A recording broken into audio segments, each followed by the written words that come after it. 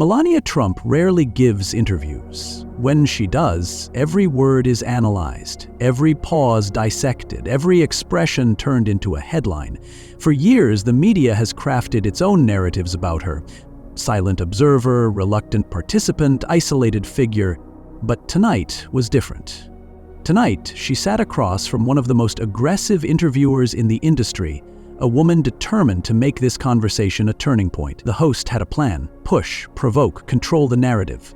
She had spent weeks preparing for this moment, crafting the right questions, setting the perfect traps.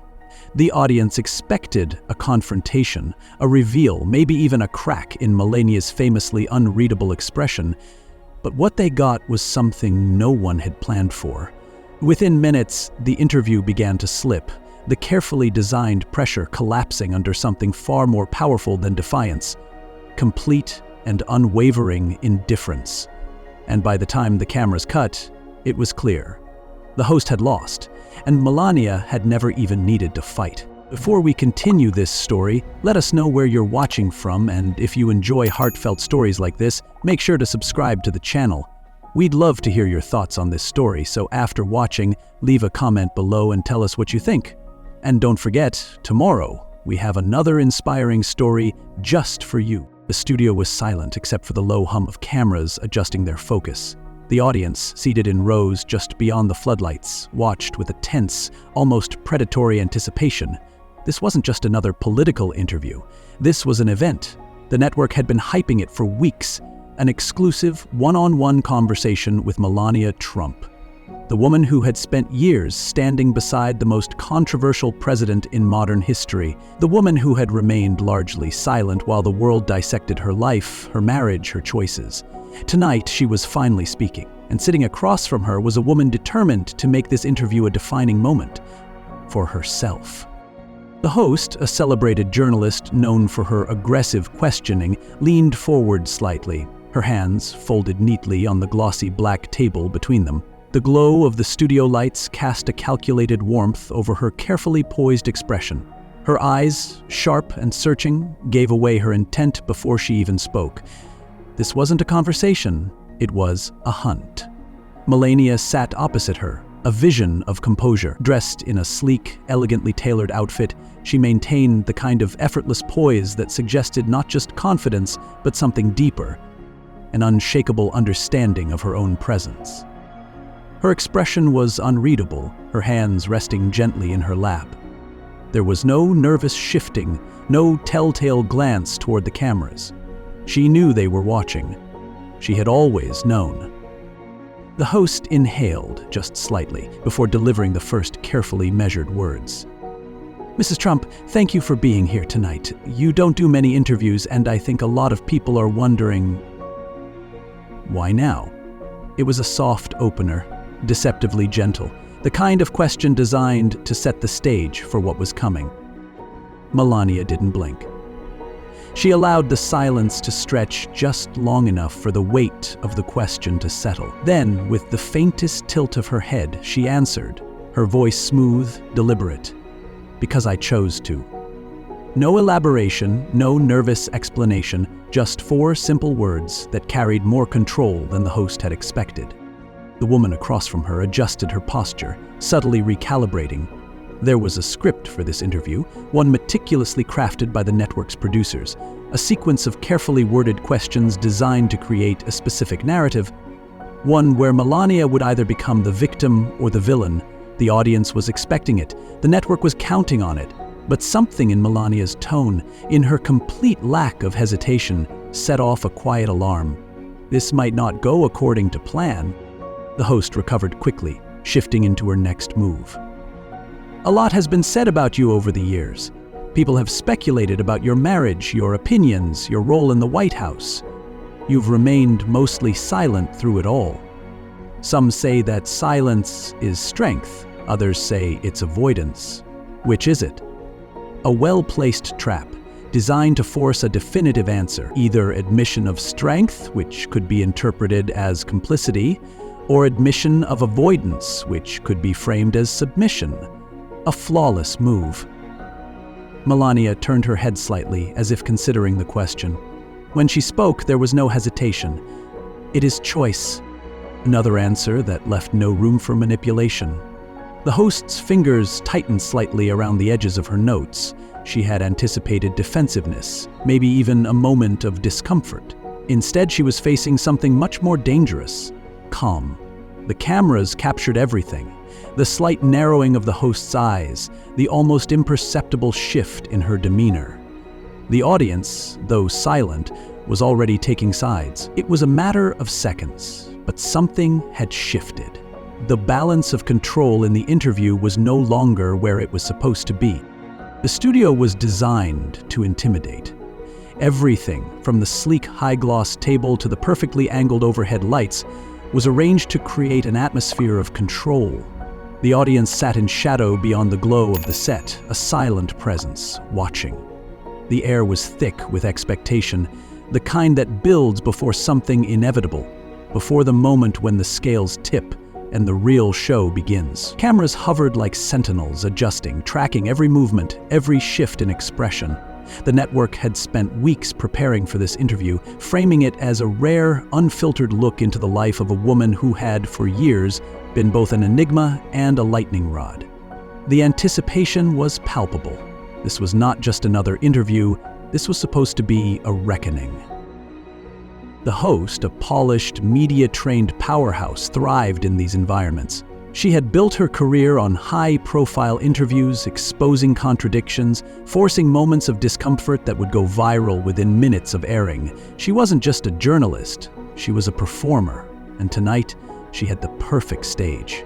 Her posture was impeccable, her expressions carefully calibrated for the cameras. Her reputation was built on being fearless, on asking the questions others wouldn't dare, on controlling the narrative before her guests even had a chance to speak. She was known for her precision, her ability to create just enough tension to make a subject squirm, to push them toward an admission they never planned to make. This was her arena, and she knew how to play the game better than most. But Melania Trump wasn't like most guests. She sat across the table, a study in controlled elegance. There was no unnecessary movement, no restless shifting, no nervous glances at the cameras or the audience. She exuded something different, something that didn't fit the usual mold of political wives or former first ladies. There was no frantic energy, no performative eagerness to win over the crowd. Instead, there was a sense of distance, of someone completely at ease in an environment designed to... Her posture was relaxed but deliberate, her expression unreadable. This was a woman who had spent years in the harshest public spotlight and had learned how to let the world project onto her whatever it wanted without ever giving it what it expected. The contrast between the two women was stark. One, the host, a master of calculated aggression, poised to dissect, to provoke, to shape the narrative into something compelling. The other, Melania, a woman who had spent decades being scrutinized, dissected, and judged, yet never allowing herself to be truly known. That was the problem. The host knew it, the audience knew it, and now, sitting across from her, Melania knew it too.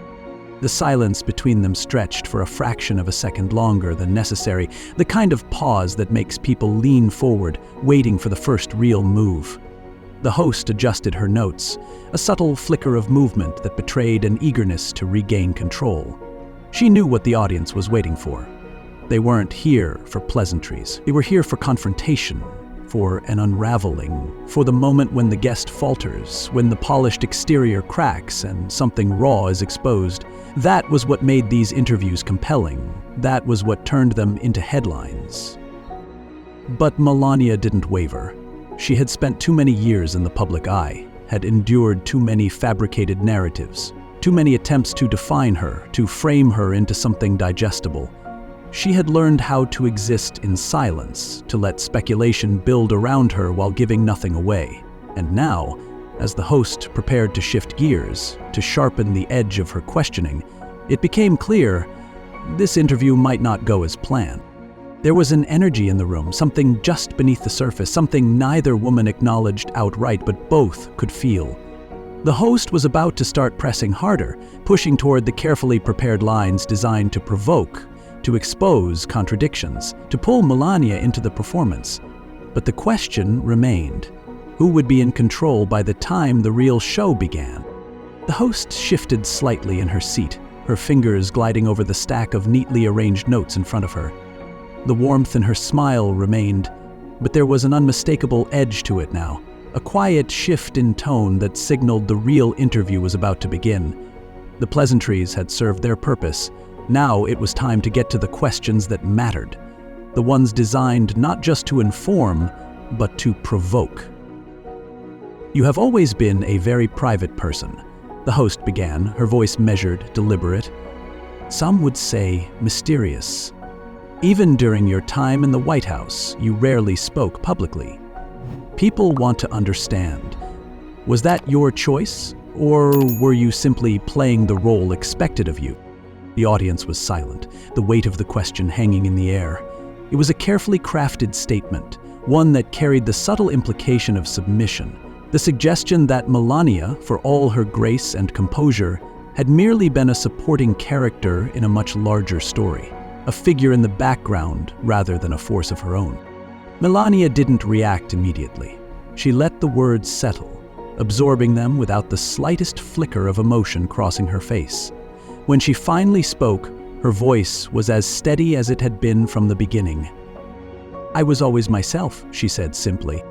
The host didn't allow the moment to linger. She leaned in, pressing forward.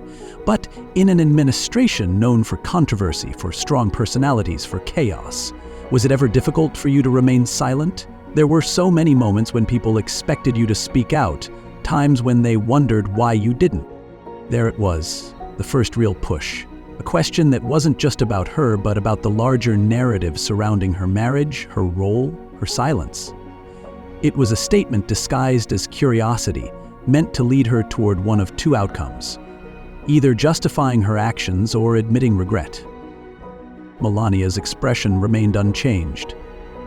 "I speak when I choose to," she said, her voice even. The host exhaled lightly, an almost imperceptible sign of impatience. The answer had been expected, but it wasn't what she wanted. She needed more. She needed something that could be dissected, replayed, analyzed. She needed the moment. "You have been described in many ways," she continued, "as elegant, as reserved, as distant. But there are also those who see your silence as something else. Some have called it detachment. Some have even suggested that you were trapped in a role you didn't want, that you were isolated. Do you understand why people feel that way?" It was the kind of question that left no room for neutrality. The suggestion was clear. Either she acknowledged the perception, validating it in some way, or she rejected it outright, which could be framed as dismissiveness. The host had played this game before. Melania met her gaze, her expression unreadable. "People can believe what they want," she said smoothly. "It does not make it true." The host smiled, but there was something forced in it now, a slight tightening at the corners. She had expected resistance, but this was something else, a refusal to engage on the terms that had been set. She glanced at her notes, adjusting her approach. "You once said that you were the most bullied person in the world. Do you still feel that way?" A murmur moved through the audience, a ripple of tension that broke the otherwise silent room. It was a reference to one of Melania's rare public statements, one that had been dissected, mocked, and debated for months after she had said it. The host was pulling it back into the conversation now, framing it in a way that forced her guests to either double down or walk it back. Melania remained still, her hands resting lightly in her lap. "I said what I felt at the time," she answered. "But do you still believe it?" the host pressed. Melania didn't blink. "I believe people should think for themselves." Another deflection, another moment slipping through the host's fingers. The strategy was clear now. She had come prepared for a battle of narratives, but her opponent was refusing to play. Melania wasn't reacting, wasn't engaging in the way she was supposed to. She wasn't defensive. She wasn't scrambling to justify. She was simply there, unmoved. The host exhaled again, this time a little sharper. The audience could feel the shift. This wasn't going the way it was supposed to. There was still time, still more questions to ask, still more ways to push. But the foundation of the interview had already started to crack, and for the first time, The host wasn't entirely sure who was in control. The host's fingers tightened slightly around the edge of her notes. The rhythm of the conversation wasn't following the expected pattern. Melania was supposed to struggle, to hesitate, to give something that could be dissected, spun, turned into a headline. Instead, she remained immovable, letting each question bounce off her as if the entire interview were nothing more than a formality. The audience sensed it too. The tension in the room had shifted from one of expectation to something else: uncertainty. The host adjusted her posture, leaning in just slightly, recalibrating. She needed to regain control. She needed to push. "Let's talk about your time in the White House," she said, her voice sharpening. "You took on initiatives, you had your platform, but there were moments when people questioned your influence. They wondered if you had a real voice in what happened. Did you?" Melania remained still, her gaze steady. "Of course," she answered simply. The host tilted her head, an almost sympathetic expression crossing her face, though the sharpness in her tone betrayed the act. "But there were times when it seemed like you were sidelined. You took a very different approach than other first ladies. You were less visible, less outspoken. Was that your decision, or was it someone else's?"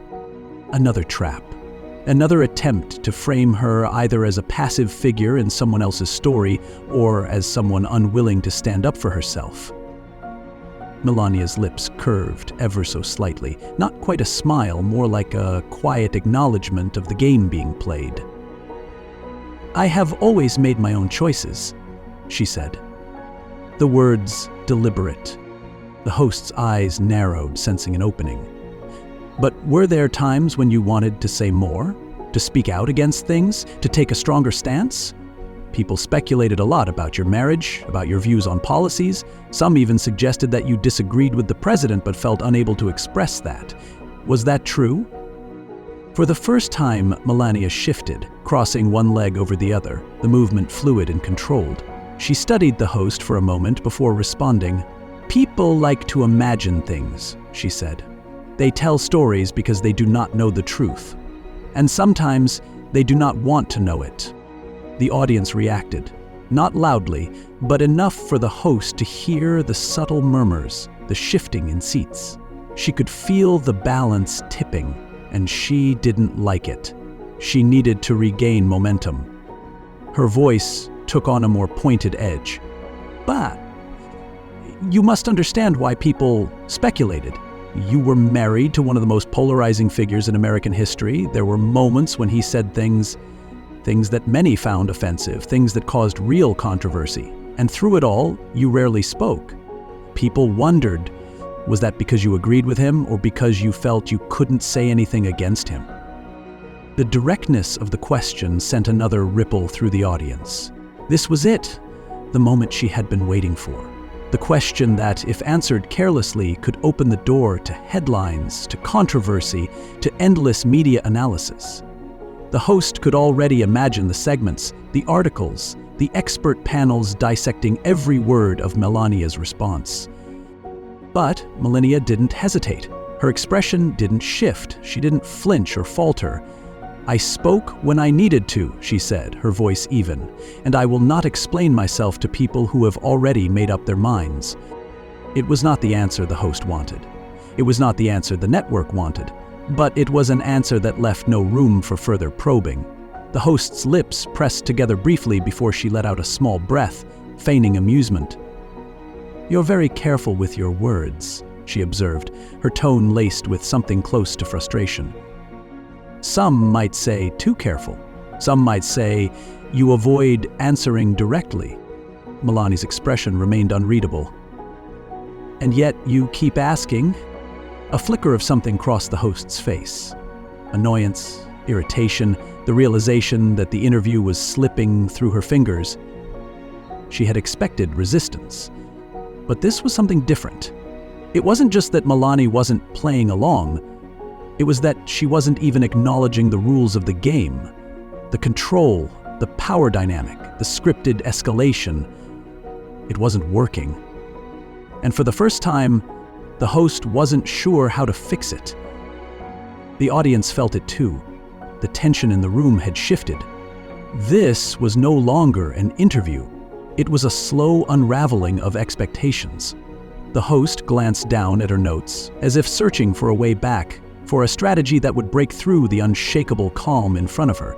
She still had time, she still had more questions, but as she lifted her gaze back to Melania, she could feel it slipping further from her grasp, and she wasn't sure she could get it back. The host could feel the interview slipping away. The tension that had been meant to box Melania in, to force a reaction, was no longer working. The usual formula, escalate, pressure, create a moment, was unraveling in real time. The audience sensed it too. The carefully scripted power dynamic had been disrupted, and now the host was the one who had to fight to regain control. She had one last card to play. The kind that was designed to hit where it hurt, to expose vulnerability, to force an emotional crack in the perfect exterior. She took a calculated breath and straightened in her chair. "People have said your marriage was transactional," she said, her tone shifting into something almost gentle, almost sympathetic. "That you were never truly happy, that you stayed because you had no choice. That's not an easy thing for a woman to hear, I imagine." The audience stilled. It was a direct attack, but one wrapped in concern, framed as empathy, a masterful move, if it worked. This wasn't about politics anymore. This was about making Melania confront something personal, something that couldn't be deflected with composure or vague answers. The question hung in the air, stretching into silence. The host expected a flicker of discomfort, maybe even irritation, but there was nothing, just that same steady, unshaken gaze. Then, after a long moment, Melania exhaled softly, as if she had expected this all along. "You think I had no choice?" she said, tilting her head slightly, her voice as calm as ever. "That's interesting." The host blinked. It wasn't the reaction she had anticipated. "I'm just saying," she started, but Melania cut her off with a small, almost imperceptible smile. "I made my choices," she said. "Unlike many people, I do not need to explain them to make others comfortable." The words were measured, precise, but it was the way she said them, the way she let them settle, undisturbed, as if the question itself had been irrelevant, that changed the atmosphere in the room. The host had played her final hand, expecting it to draw blood. Instead, Melania had dismissed the premise entirely. The conversation had shifted. The audience knew it. The host knew it. And, most importantly, Melania knew it. The host tried to recover, reaching for the next question, but something had changed. The energy was different now. She had been the one leading, setting the pace, pushing the boundaries. Now, it was Melania who had the control, and she wasn't giving it back. The host pushed forward anyway. "But surely, after everything, after the years in the public eye, after the scrutiny, there must be things you regret, things you wish had been different." Melania studied her, the faintest hint of amusement in her expression. "Do you regret your choices?" she asked, turning the question around effortlessly. The host blinked again, caught off guard. I ask the questions here," she said, attempting to laugh, but it sounded forced. Melania didn't react. "And yet you do not answer them," she said. The audience stirred. There it was, the moment, the shift from defense to offense, from resisting to controlling. The host had lost her footing, and the cameras were capturing every second of it. The balance of power had shifted in a way that couldn't be undone. Melania had not only refused to break, she had made the host look like the one grasping for control. And the worst part? She had done it without ever raising her voice, without ever looking flustered, without ever giving them what they had come for. The host knew it too, and for the first time in the interview, she didn't know what to say next. The silence in the studio had changed. It was no longer the taut anticipation of a well-crafted interview unfolding as planned. It was something heavier, something that hung in the air like a weight no one wanted to acknowledge. The host had spent the last 40 minutes navigating a battlefield she thought she controlled, steering the conversation toward landmines she had carefully planted in advance. But now, as she sat across from Melania Trump, as she felt the balance of the room shift irrevocably out of her grasp, She understood. She had never been in control at all. The cameras captured everything. The small, almost imperceptible tension in the host's shoulders. The way her fingers hovered for just a second too long over her notes before pulling back. The way her smile, once poised and confident, had begun to feel stretched, unnatural, forced. She had tried every strategy, subtle implications, leading questions, carefully structured traps. And none of it had worked, not because Melania had fought back in the way people might have expected, with outrage or defensiveness. No, it was something far more unsettling. She had refused to engage at all. She had let the questions come, had let them sit between them, had allowed the audience to hear them. And then, with perfect, measured control, had dismissed them entirely. The host forced herself to recover, to adjust. She needed to close this out with some semblance of dignity, to regain even a shred of the authority she had started with. She straightened, exhaled quietly, and softened her tone, a last attempt at regaining her footing. "Well," she said, offering a small smile, "I think it's fair to say that you are not quite what people expect." Melania's expression did not change. She held the host's gaze with the same unshaken stillness she had maintained from the start. And then, in a voice so calm it felt almost like an afterthought, she said, "That is not my concern." A ripple of reaction moved through the studio, not loud, not dramatic, but unmistakable. The host knew the cameras had caught it. The audience had caught it. This was supposed to be her moment, the interview that would define the headlines the next morning.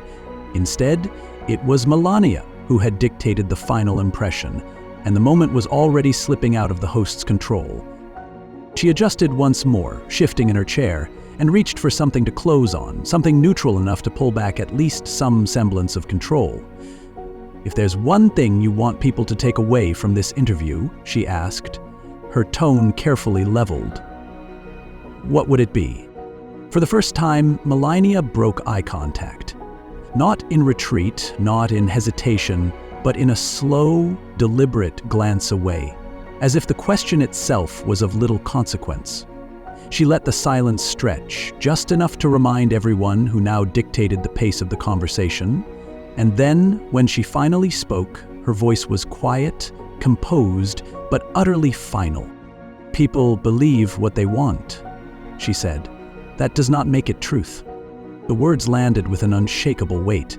There was no grand declaration, no need for emphasis or elaboration. It was the kind of statement that required nothing more. It did not invite debate, it did not leave room for interpretation. It simply was. The host hesitated. She knew there was nothing left to say. She nodded, forcing another thin smile, and turned toward the camera. "Melania Trump, thank you for your time." Melania offered the smallest nod. No extra movement, no unnecessary pleasantries. She did not search for approval from the audience. She did not adjust herself to make the host more comfortable. She had entered the room knowing exactly what she wanted to give, and she had left them with nothing more than that. The red light on the main camera blinked, signaling the end of the broadcast, but the energy in the studio did not shift. It remained suspended in the air, an unspoken acknowledgement of what had just happened. The host exhaled, just slightly, as the voices of producers crackled in her earpiece, already scrambling for how to frame this, how to salvage what had been lost. But the moment was already gone, and as Melania rose from her chair and walked off set, it was clear whatever narrative had been intended for this night had never been in the host's hands to begin with. The interview had ended, but the conversation was only just beginning. Even before the studio lights had dimmed, before Melania had even left the building, the internet was already on fire. The clip of the final exchange, the moment where she had turned the host's question back on her, leaving her floundering for a response, was everywhere. It spread across social media like wildfire, shared, reposted, dissected in slow motion. Within 15 minutes, Melania's The Media was trending on Twitter, pushing aside the headlines the network had hoped would dominate the news cycle. The reaction was immediate and divided. Conservative commentators were the first to jump on it, calling the interview a masterclass in composure, praising Melania's ability to stay unshaken in the face of what they described as an obvious attempt to undermine her. "This is why they fear her, one commentator tweeted, alongside a clip of Melania's calm, unwavering responses. Others chimed in, calling her the only one in the room who understood real power, and contrasting her presence with the host's growing frustration. On the other side, liberal media scrambled to control the narrative. Some claimed the interview had been a missed opportunity, a polite way of admitting the host had failed to get the moment she had been angling for. Others suggested that Melania had simply evaded answering, spinning her refusal to engage as a weakness rather than a calculated move. But the problem was the footage. No matter how they tried to frame it, the video clips told a different story. It wasn't Melania who had struggled. It was the host. The expressions, the small but noticeable moments of unease, the frustration building beneath the surface, those were the details people were latching onto. YouTube was next. Within an hour, reaction videos flooded the platform. Titles ranged from "Melania Trump just humiliated the media" to "Watch this journalist get wrecked in real time." One particular clip, slowed down and analyzed frame by frame, broke down the exact moment when the host lost control of the conversation. The comments beneath were relentless. She didn't even flinch.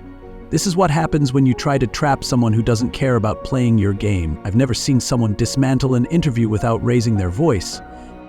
News outlets tried to regain control, rolling out panel discussions with analysts attempting to explain what had happened. "She was careful," one guest on a primetime segment admitted. "She never gave a headline, that's rare." Another tried to argue that her silence spoke volumes, that refusing to engage was its own kind of admission. But the problem was, to many, that didn't look like avoidance. It looked like dominance. And then there was the host. For a journalist known for her sharpness, for her ability to press and provoke, this was not the night she had expected.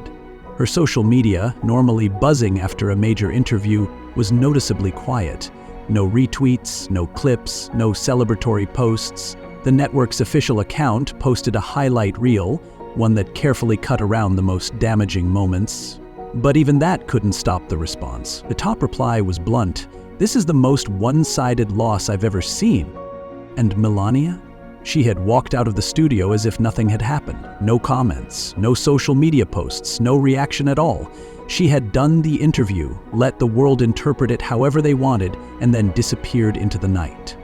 There was no need to defend herself, no need to explain. The interview had spoken for itself, and by morning, as the headlines shifted from what was supposed to be a defining moment for the network into a discussion about how they had lost control of their own show, one thing became clear. This wasn't the story they had planned. It was the story Melania had left them with. And that was the only story that mattered.